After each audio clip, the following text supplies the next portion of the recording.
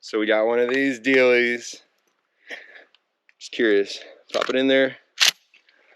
See what we get at about, was it 50 yards or so? About 50 yards. 50 yards, dose ring sights. All right, let's go for 2 on repeatability at that 50-yard mark.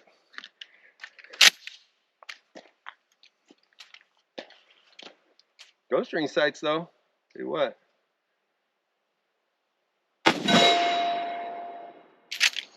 Boy, that bird shot hits hard, huh?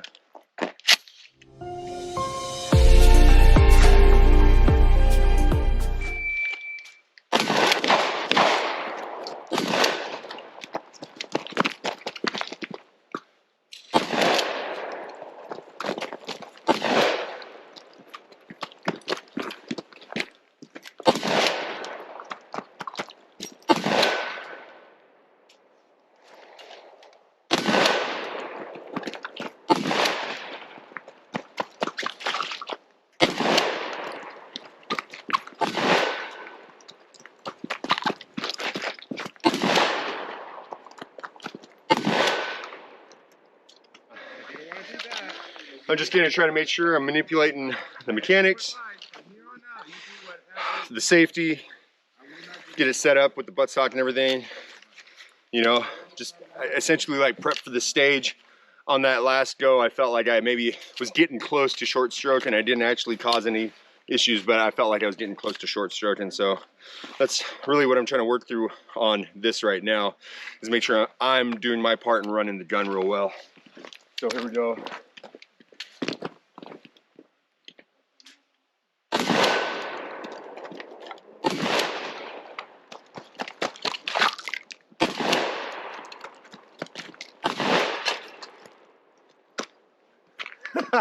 It happens.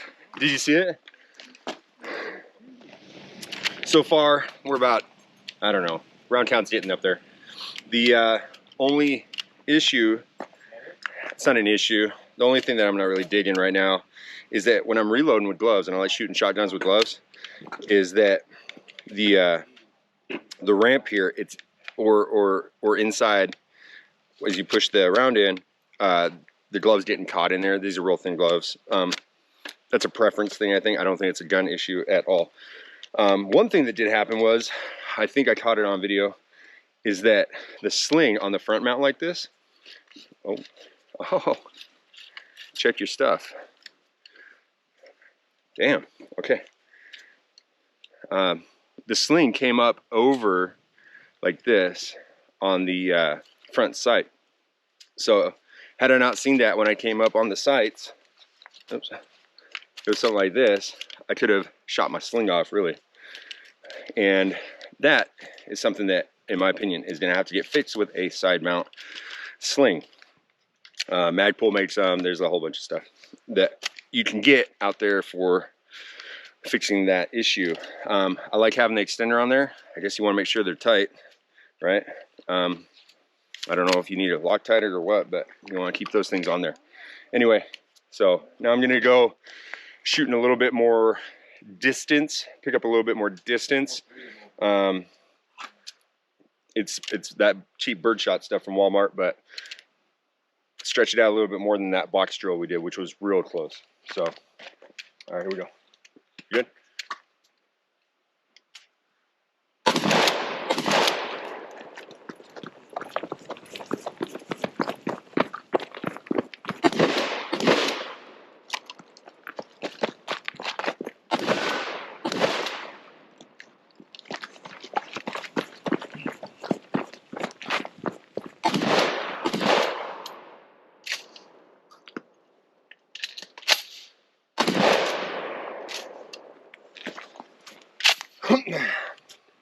It's working great.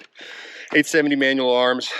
It's the big debate. I like the safety where it's at because of the pistol grip. If it's up and over, I'd have some issues putting it back on safe. I'm not one of those guys that leave guns laying around on fire. I put it on safe to use it, and I put it on fire to use it and put it back on safe when I'm done. And that would be an issue with it up and over.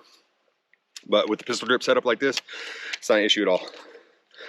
And the slide release, Is that what you call it? Slide release? Anyway, that's in front of the mag well, or the trigger well. Not a big deal. It's so far been doing great. We're gonna run a couple more drills and then keep stretching the distance out, try different loadings, buckshot, slug, and all that stuff. So.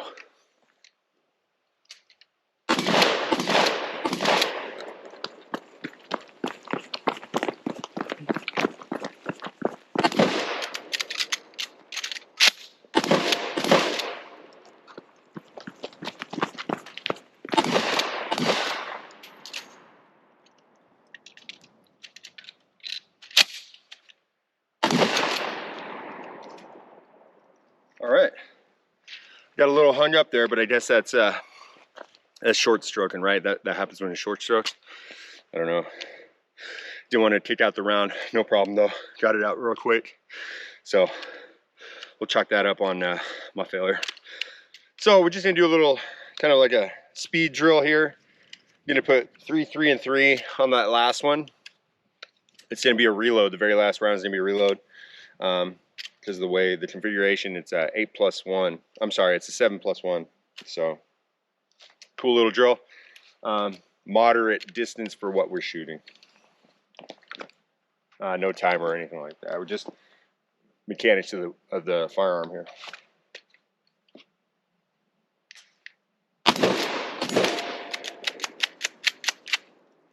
Uh-oh. All right, hold on. It didn't grab it. That's not a short stroke either, I don't think. Yep. Get around out. Ron. Let's see. Hopefully that was a short stroke. If it wasn't, then there, grabbed it. All right. Oh, can't do that because it picked one up. That's all right. Well, folks, I don't know what to tell you on that one. We'll see it on the tape if I short stroked it. I'm hoping that's what it is. I'm not the best at shooting the shotgun here, but that's why we do these things. Find deficiencies and fix them, hopefully. All right.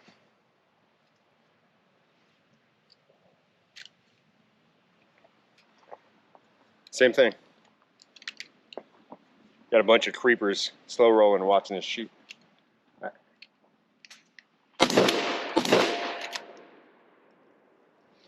All right. that's the second time in a row. Yeah.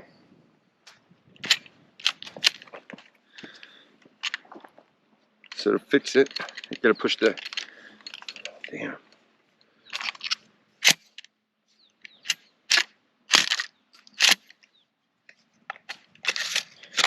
I tried real hard to make sure that I'm not short stroking on that one.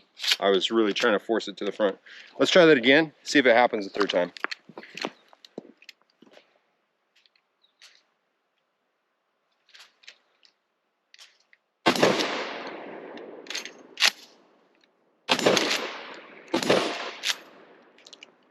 It kind of ruins the drill. Damn, okay. All right, so part of the process out here is we got those failures to eject. And that was happening with this Federal Walmart. It's the cheap stuff. I haven't had, I don't, it's hard to say that I think that's the issue, but I don't think it is. Anyway, so what we're gonna do is try it in my 590 here, and hopefully it replicates what we saw in the 870, because that'll make me think it's the ammunition, not the gun, because I don't think there's a problem with the 870. I have a hard time seeing there being an issue with the 870. That's a pretty tried and true platform. But same ammo, different gun. Let's see what the results are. I don't think I'm doing anything wrong. I'm sure somebody out there would be quick to tell me why I made it up, but I'm gonna try it again here.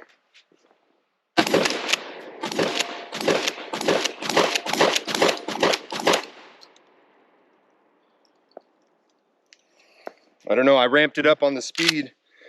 Everything ejected. I don't know. we'll see. We'll keep shooting and hopefully catch something else and figure it out. I hope that footage of me shooting this gun really helped you guys get a good understanding of what to maybe expect from a tried and true pump action, pretty plain Jane shotgun. You know, it's a Model 870. It is what it is. It's just been a workhorse for a long time. It's been around for a long time. It has seen, whatever you want to call it, duty. You know, different people have picked it up. Police departments. You can go do all the research of who's used this in a professional capacity. It's an 870. Everybody knows how to use one. They're all over the place, and there's so many different variations. So being that this is a secondhand gun, this is a pawn shop find, and that's why my buddy picked it up. It seemed like a really good price, and considering everything right now, how difficult it is to get your hands on firearms, it's getting a little bit better, but it's still difficult to find something good at a good price. So he saw this and he picked it up. It seems like a really good buy. It came with a lot of modifications. I don't know all the modifications that it came with. I don't remember everything. I do know that it came with one of those combination deals where you have the whole grip and the stock as one piece. He went ahead and changed that out to this one where you can put on any grip and, you know, just your AR-15 style gas tube, so you can put on your regular stuff. The other one didn't allow that. It seemed kind of hokey, airsoftish with the one that came with it, but that got replaced real quick. It did come with the hard side saddle with the hard plastic mounts in there. That's, you know, that's the 1990s stuff right there. But this right here, this is the gold standard now, this S-Tac stuff.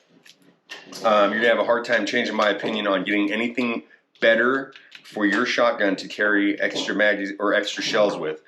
I do believe that this model comes with the Magpul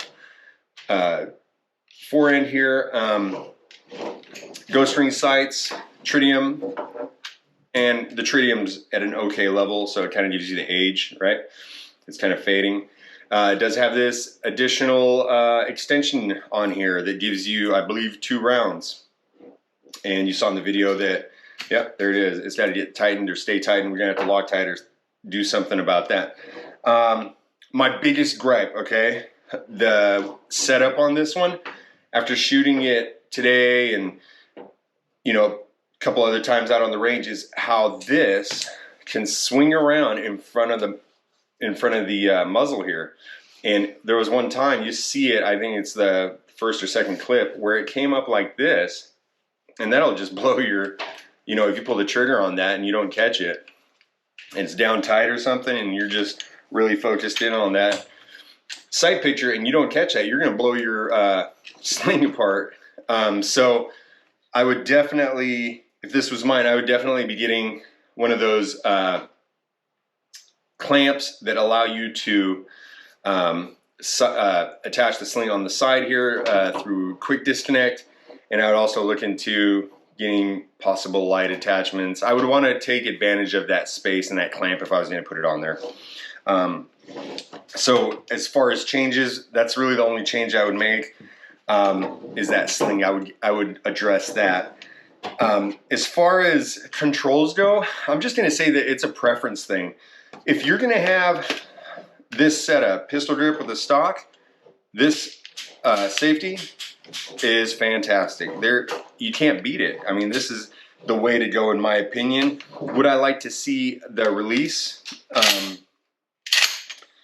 on the back here instead of in the front of the, here we go, show you guys.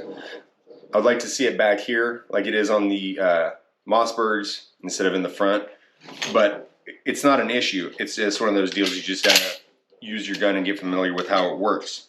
But like I said, no issues there. If you were going up and over, yeah, you'd have a problem with the safety, but again, it's nothing you can't train around. And these are some of the things you got to take into consideration when you're making these purchases, right? So my buddy knew he wanted to have this setup back here with the AR style pistol grip, right? So for him, having the safety here makes 100% sense. It's just the way to go. Now, so to talk about those hangups, I don't want to say definitively what had happened. I want to think it's me, and I want to think it's the ammunition. I don't want to go right to the gun, but I can tell you one thing is that we are going to go back out and we're going to put even more rounds through this gun, and we're going to dig deep and try to find out what was causing that issue. Hopefully it's just user error or bad ammunition or you know, like something, because I have a hard time imagining that Remington 870 is having issues like that. That's not something that I'm aware of that is common with these guns. There might be the off chance that the previous owner had done some tinkering with it. That could have caused some things. But that's something we're going to have to go back out and really dig into to find out what's going on with that. So I'm just going to leave it at that as far as what happened. You guys, I showed what happened out there, and it seemed like it was leading up to it. Maybe it needs just a good clean. I don't know. I'm sure somebody's going to chime in the comments and let me know how much I don't know about shotguns, and that's fine.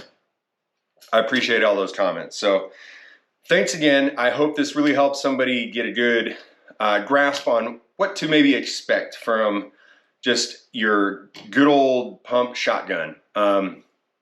So like I said, I hope it helps somebody out, and thanks again, and thanks for the comments, thanks for the likes, subscribes, and all that stuff, and stay tuned for more stuff.